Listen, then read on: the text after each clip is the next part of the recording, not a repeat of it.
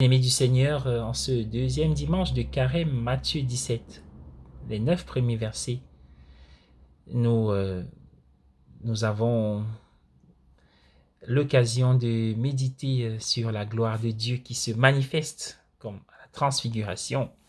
La transfiguration du Christ est relatée dans les 3 premiers évangiles.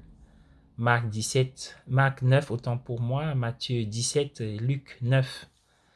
Le 4e ne raconte pas l'histoire, c'est-à-dire Jean 1,14 pourrait éventuellement y faire référence. Il est écrit: nous avons vu sa gloire, la gloire comme celle du Fils unique d'un Père pleine de grâce et de vérité.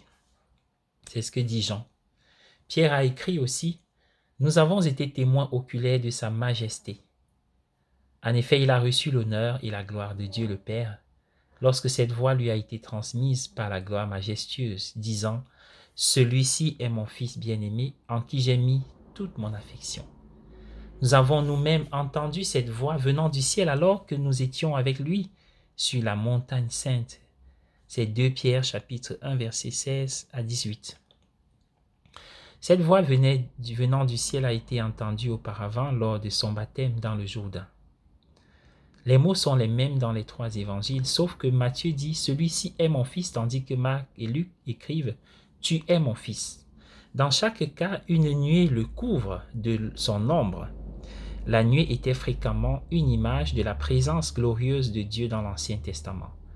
Par exemple, Exode 19, Lévitique 16. La scène est donc comme un regard en arrière vers le début de son œuvre. C'est aussi un regard vers l'avenir. C'est comme un instant d'anticipation de la résurrection. Le début et la fin de l'histoire sont réunis en un moment lumineux. Dans les 3 évangiles, cette scène de la transfiguration intervient après que Jésus ait prédit pour la première fois sa souffrance et sa mort. La mort, et même la pensée de la mort, fige l'action et ramène toute la vie à un point. Mais ce point n'est pas une disparition, c'est un moment de transfiguration. C'est en cela que réside le sens de notre propre souffrance.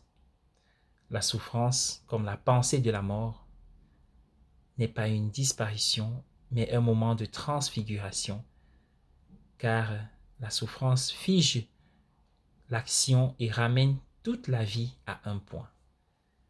Suivons le Christ sur la route de la vie. Amen.